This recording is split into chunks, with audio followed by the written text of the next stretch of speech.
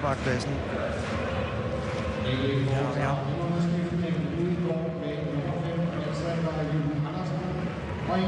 Der altså ikke har flere udskiftninger nu.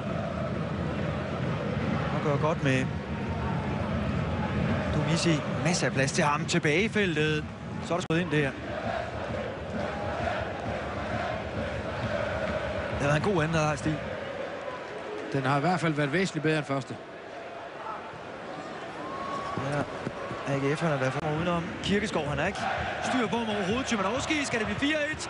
Ui, en redning dernede. Det er ud. Et par dårlige uger for AGF efter landskampspausen.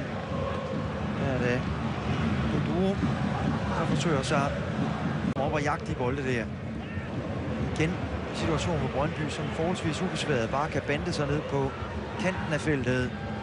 De bakker og bakker. AGF'erne offside er der markeret for. En historie, som passede fint til 1. april. Der er en god aflevering igen fra Slot over til Dominic Goduro. Indlæg der. Ja.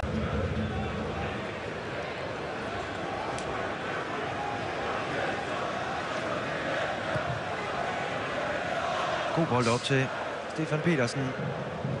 Vatsatse. Kalenberg. Thyssen. Igen masser af plads til bare at spacere ned med bolden. Og skabe farlige situationer. Dumisi slår den flat ind foran.